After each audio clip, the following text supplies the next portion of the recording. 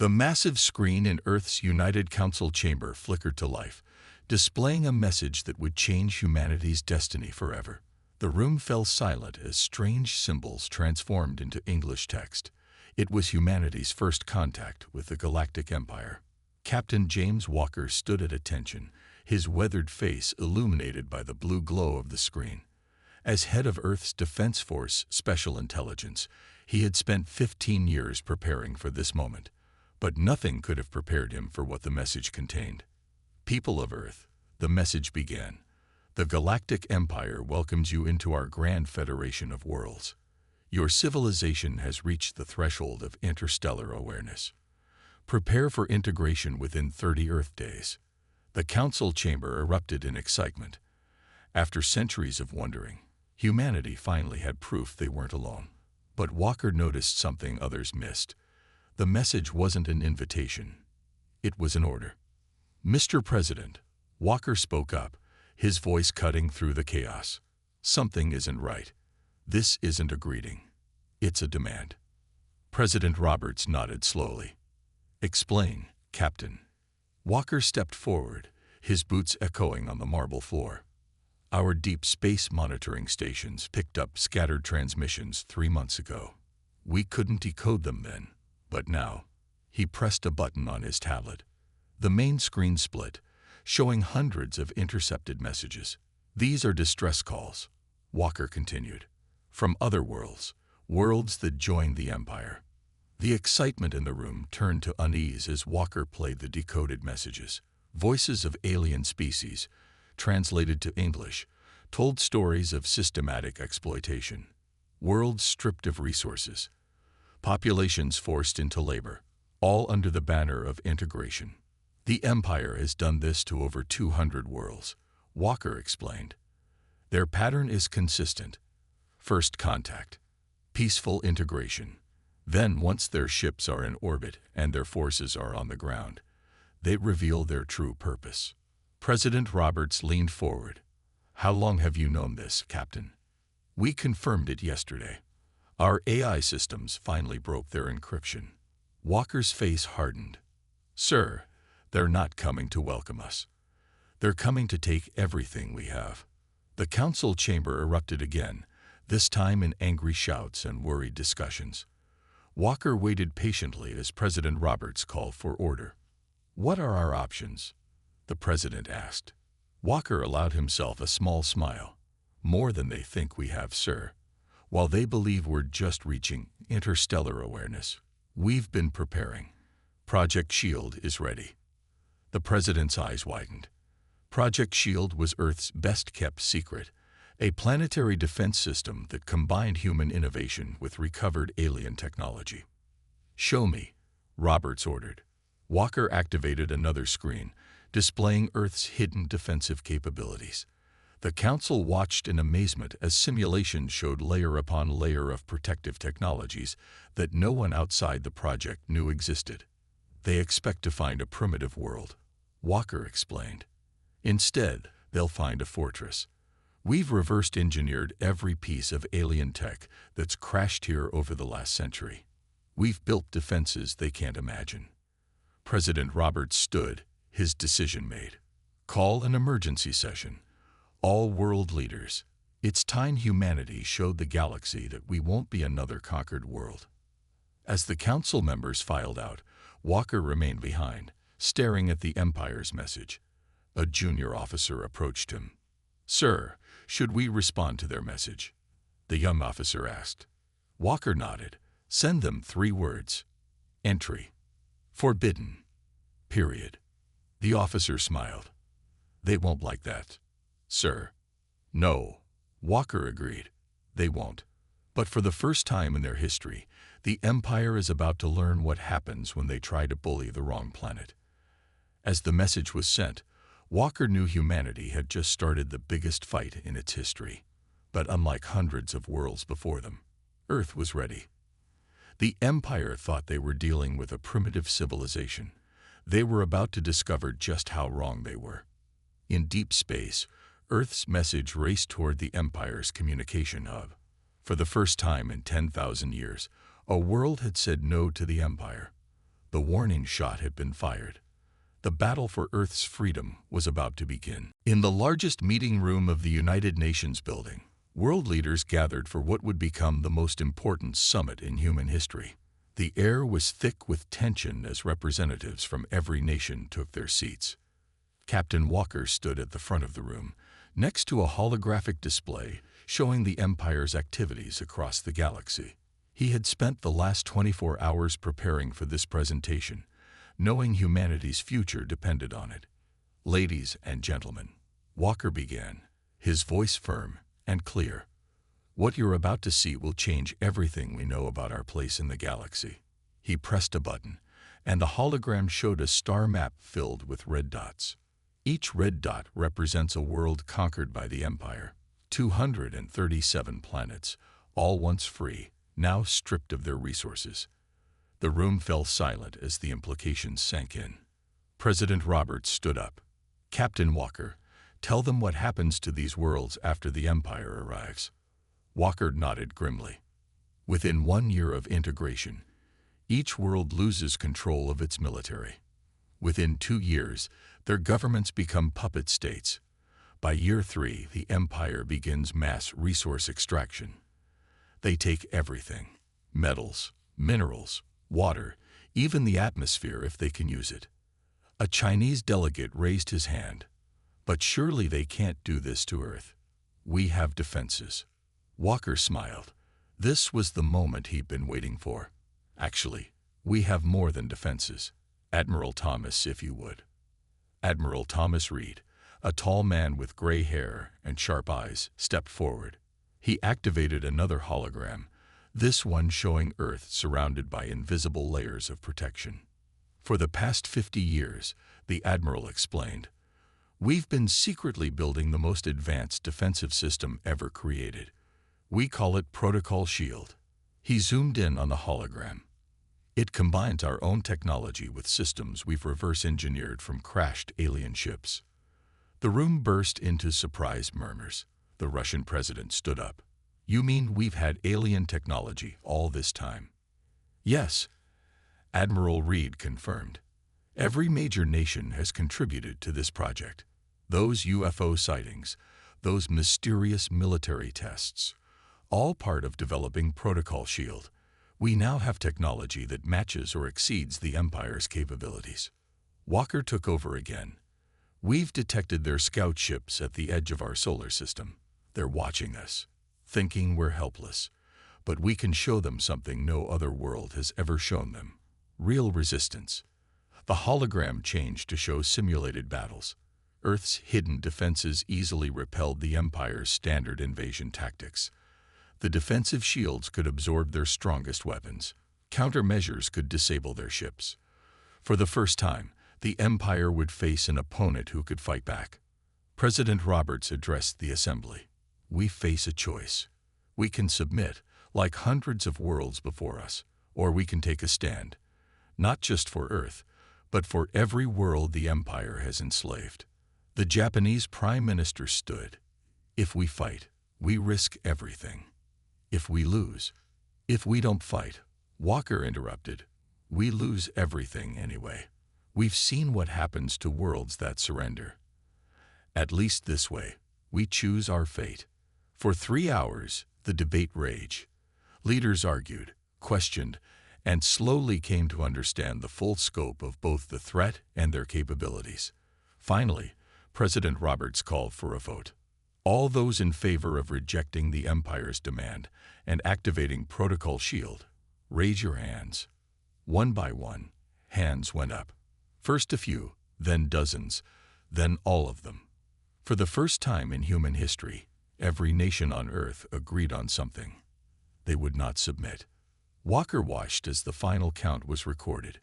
Message to all defensive stations. He spoke into his communicator. "Activate Protocol Shield.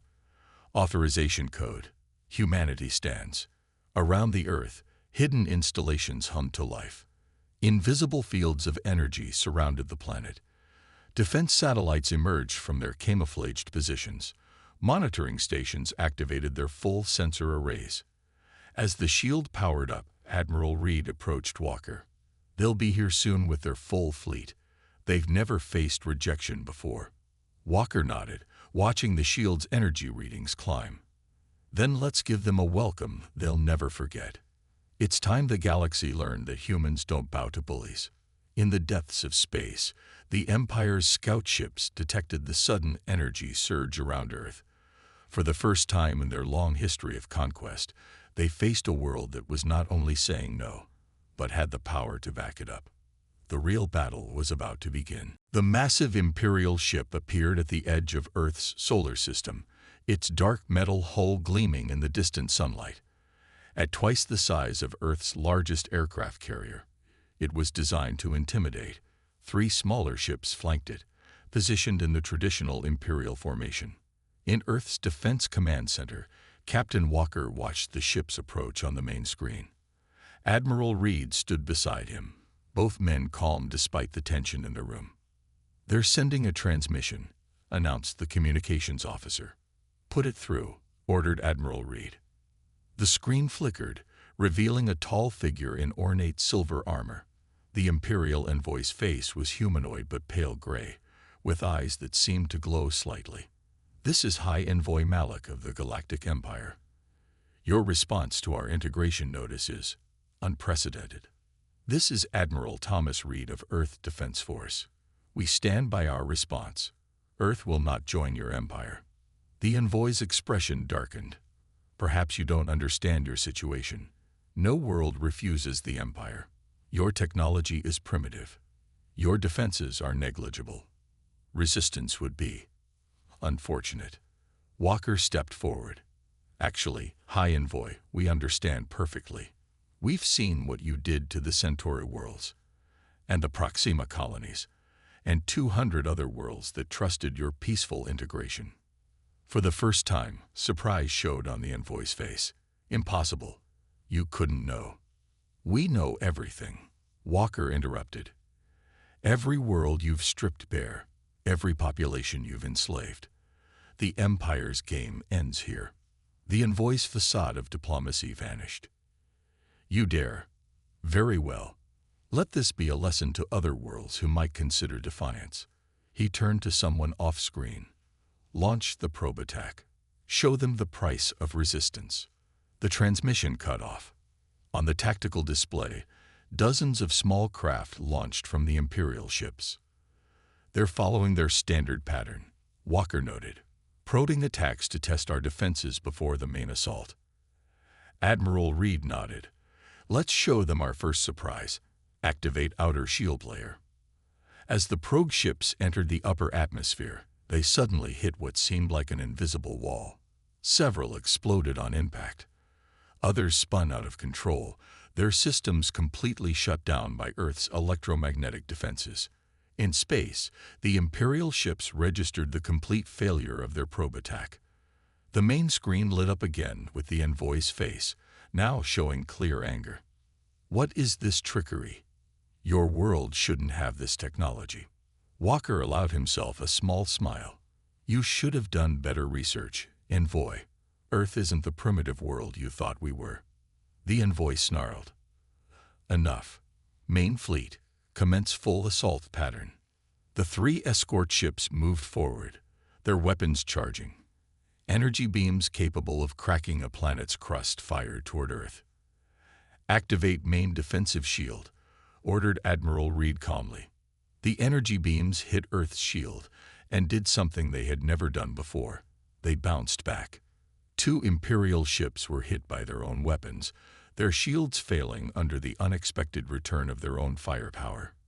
In the command center, cheers erupted from the staff. Walker remained focused on the main screen, watching the envoy's face shift from anger to something he'd never expected to see from an Imperial official here. "Impossible," the envoy whispered. "This cannot be." "Let me be clear," Walker said, stepping closer to the screen. "We're not some helpless world for you to conquer. We're humanity. We've spent centuries preparing for threats like you. This is your only warning. Leave our solar system. Earth is off limits to the Empire." The damaged Imperial ships were already retreating. The main ship's weapons powered down as the envoy realized the magnitude of their miscalculation. "The Emperor will hear of this," the envoy threatened. "Good," Admiral Reed replied. "Tell him exactly what happened here. Tell every world in your empire. Let them all know that humanity said no and had the power to make it stick." The transmission cut off, and they watched as the Imperial ships turned and fled, their retreat marked by erratic energy signatures from their damaged systems. As the ships disappeared from their sensors, Walker turned to Admiral Reed. "They'll be back." "Yes," Reed agreed. "But next time they'll know they're not fighting some helpless primitive world. They're fighting humanity." In the Empire's Central Command, alarms were blaring. For the first time in 10,000 years, they had not just failed to conquer a world, they had been defeated by one. The galaxy was about to change forever. Lieutenant Mary Cooper moved silently through the crowded streets of New York, her trained eyes scanning the faces around her. After 3 weeks of tracking, she had finally spotted her target, an Imperial spy disguised as a common businessman. In Earth's Defense Command Center, Captain Walker watched multiple screens showing similar operations worldwide. The Empire's retreat hadn't meant they'd given up. Instead, they'd activated their sleeping agents, spies who had been on Earth for years, waiting for the invasion. "Lieutenant Cooper is closing in on Target 7, reported a technician. "London team has captured 2 more agents. Beijing reports 3 intercepted Imperial communications." Walker nodded, but his attention was drawn to a new alert flashing on his screen. "What's this signal?" Dr. Anna Miller, Earth's lead communications expert, rushed over. "Sir, you need to see this. We're picking up encrypted transmissions, but they're not from the Empire. They're from their conquered worlds."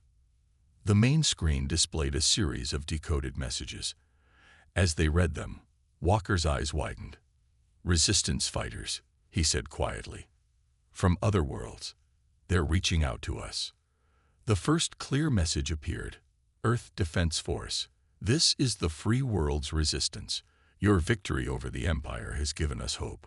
We request contact." Within hours, the command center was buzzing with activity. Representatives from 20 different conquered worlds had made contact, all inspired by Earth's defiance. Each brought valuable intelligence about the Empire's operations.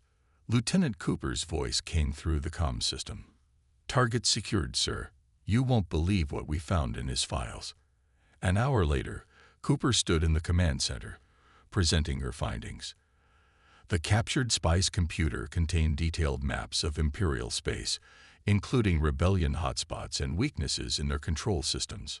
"The Empire isn't as strong as they want everyone to believe," Cooper explained, pointing to key locations on the galactic map. "They're stretched thin. Many worlds are ready to rebel. They just needed proof it was possible." Walker studied the data, and we gave them that proof. "More than that," Dr. Miller added, excited. "Their control systems, the technology they use to maintain power over conquered worlds, we can crack it. It's not that different from the systems we've already defeated." President Roberts, who had been listening quietly, stepped forward. "Are you suggesting we do more than just defend Earth?" "Sir," Walker replied, "I'm suggesting we have a chance to free every world under Imperial control. We have the technology. We have the intelligence. Now we have allies." A new transmission interrupted them. On the main screen, a figure appeared, clearly alien but wearing a tattered Imperial military uniform. "I am Commander Bright Star of the Centauri Defense Force, or what's left of it. We've spent years hiding from the Empire, building our strength. Now we offer our alliance to Earth." Similar messages poured in from other worlds. The Empire's iron grip had created not just victims, but potential warriors, all waiting for a chance to fight back. Lieutenant Cooper's analysis team worked through the night, verifying each contact, building a network of resistance fighters across the galaxy. Dr. Miller began sharing Earth's defensive technology with trusted allies. "The Empire doesn't know it yet," Walker told his team.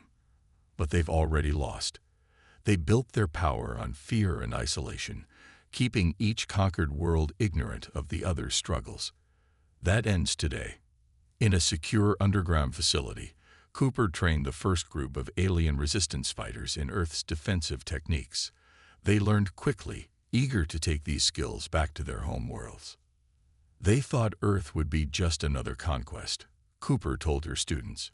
Instead, we became their worst nightmare, a world that could say no and help others do the same. As the resistance network grew, the Empire's grip began to weaken. Reports came in of successful rebellions on outer worlds.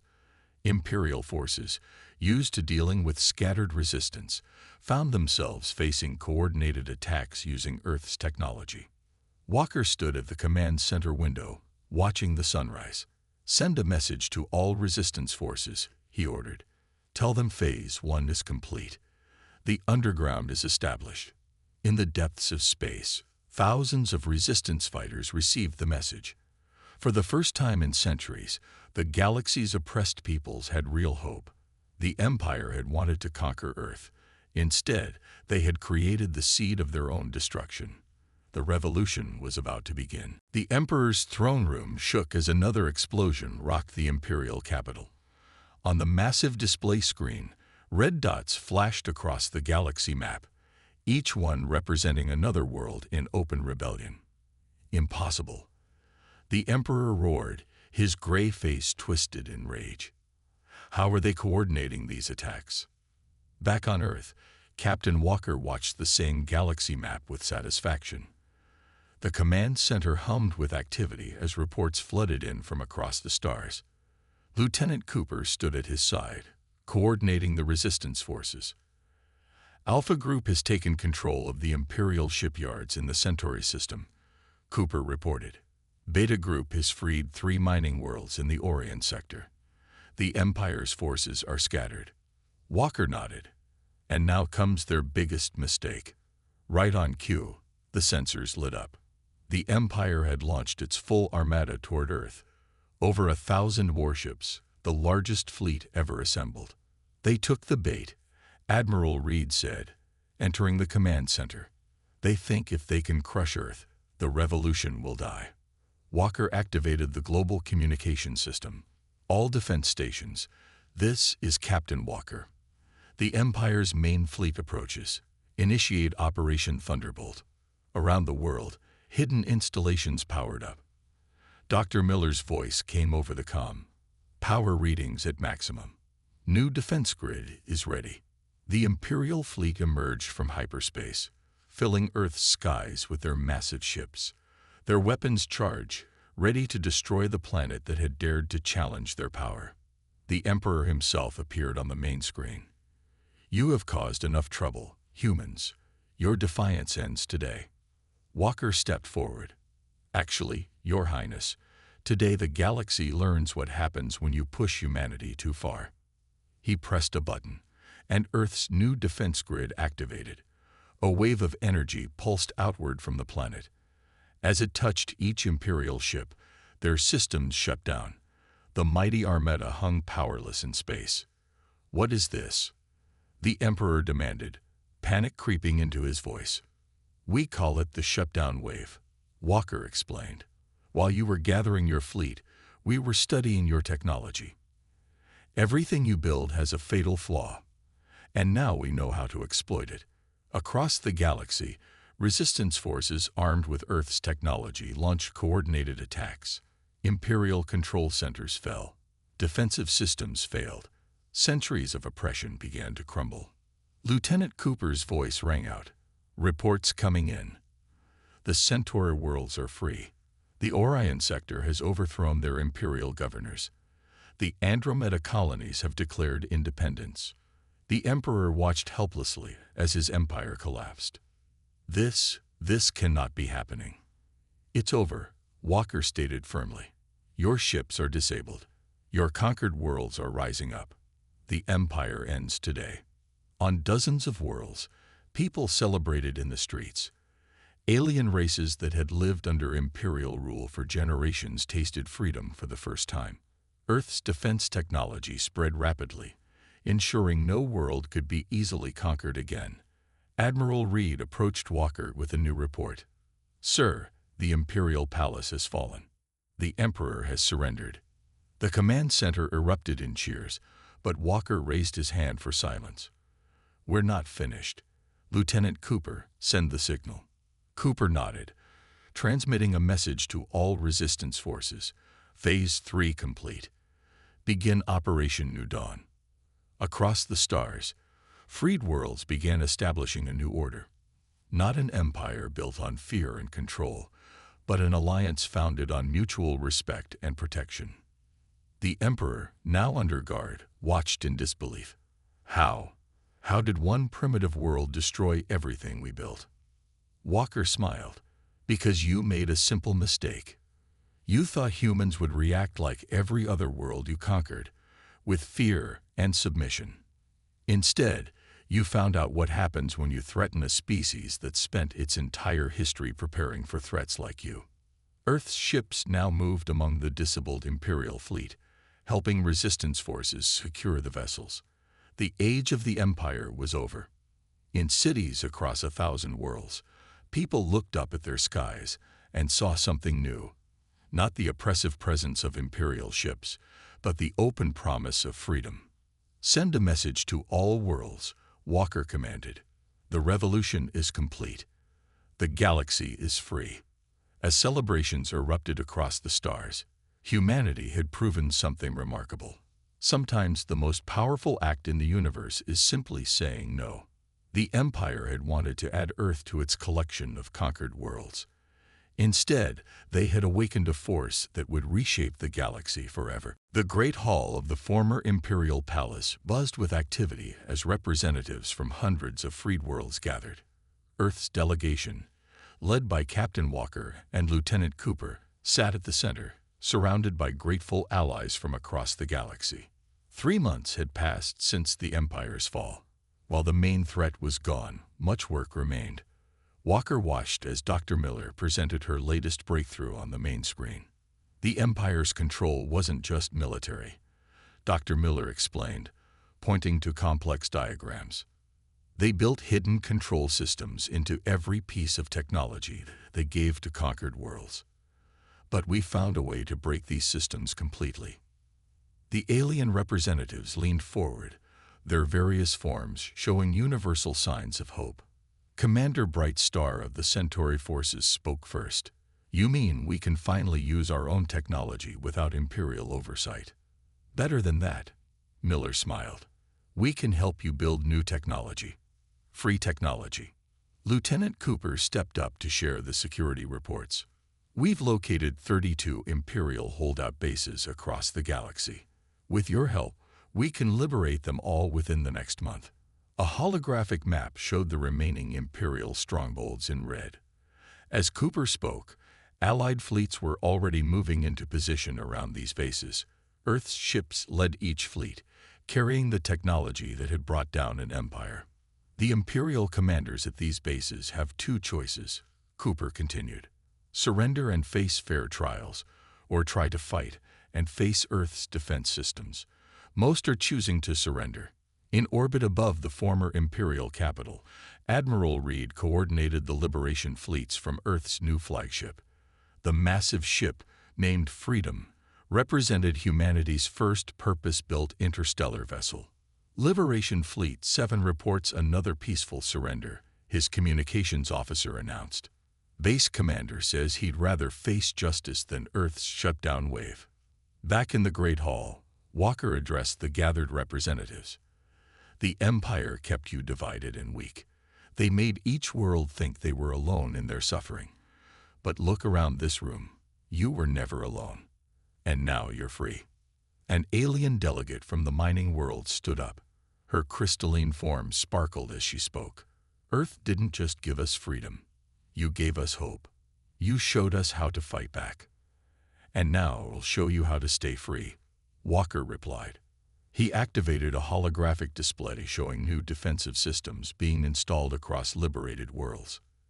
"Every planet will have its own shield protocol. No one will ever conquer you again." Dr. Miller's team worked around the clock, teaching representatives from each world how to build and maintain their own defense systems. The technology that had protected Earth would now protect the galaxy.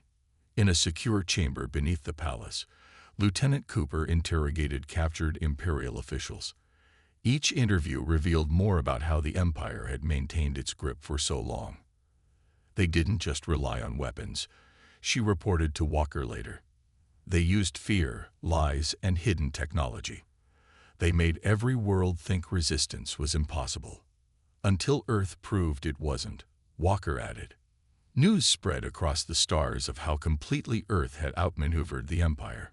Stories were told of how one primitive world had done what no one thought possible, saying no to the most powerful force in the galaxy and winning. In the palace gardens, Walker met with Commander Bright Star to discuss the future. The Centauri leader looked up at the stars, now free of Imperial ships. "Do you know what amazes me most about humans?" Bright Star asked. "Not your technology or your strategy. It's your ability to hope. Even against impossible odds, you believe you can win." Walker smiled. "That's because humans have always looked at the impossible and said, 'Watch me do it anyway.'" As the day ended, the representatives gathered for a final session. The last Imperial holdouts had surrendered. The liberation was complete. Lieutenant Cooper presented the final report. All Imperial bases secured. All control systems deactivated. All worlds are officially free. The hall erupted in celebration. Species that had been enemies under Imperial rule now embraced as friends. Centuries of fear and oppression were ending. Walker watched the celebration, knowing this was just the beginning. Humanity had done more than defeat an empire. They had shown the galaxy a new way forward. The stars belonged to everyone now, and Earth would help keep them free. 1 year after the Empire's fall, Earth's Defense Command Center had transformed. Where once they monitored threats, they now coordinated with allies across the galaxy. Captain Walker stood at the main window, watching ships from a dozen different worlds dock at the new international spaceport. "Sir," Lieutenant Cooper called from her station, "the first meeting of the Galactic Council is ready to begin." Walker nodded and headed to the grand conference room. The chamber, built from materials gifted by grateful alien allies, sparkled with crystalline walls that changed color based on the speaker's emotions. Admiral Reed was already there, along with Dr. Miller and representatives from 300 formerly conquered worlds. The Emperor's old throne, once a symbol of oppression, had been melted down and reforged into a round table where all members sat as equals. 1 year ago, Walker began, addressing the assembly. "We faced an empire that thought it could never be defeated. Today we begin something new. A galaxy where every world has a voice." Dr. Miller stepped forward to present her latest project. The Free Worlds Network is now complete. Every member world has working SHIELD protocol defenses. More importantly, we've established instant communication links between all worlds. The main screen showed a web of connections linking the stars. Where the Empire had kept worlds isolated, now they were connected, sharing knowledge and resources freely. Lieutenant Cooper presented the security update. The last Imperial loyalist group surrendered yesterday. Their leaders chose peaceful integration when they saw how well the freed worlds are working together. Commander Bright Star, now head of the Combined Defense Fleet, stood to speak.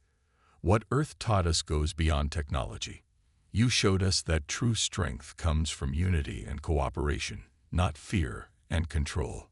The crystalline walls shifted to a warm golden color, reflecting the room's positive emotions.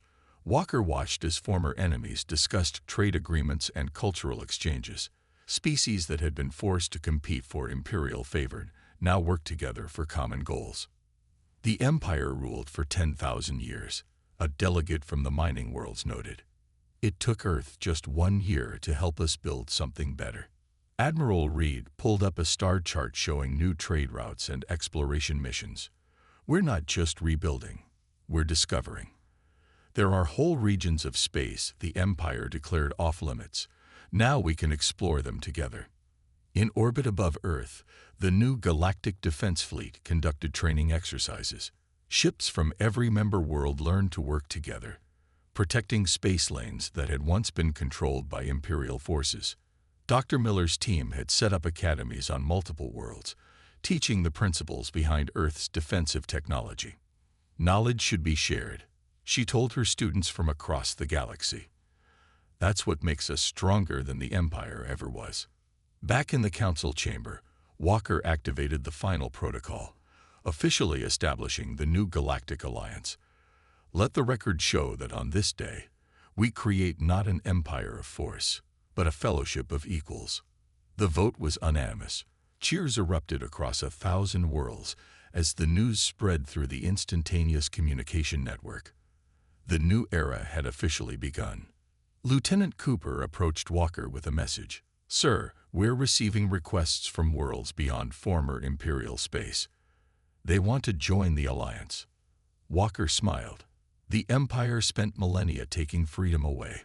Now we get to spend the future giving it back. As the day ended, the council members gathered for a celebration. Species that could never have met under Imperial rule now shared stories and hopes for the future.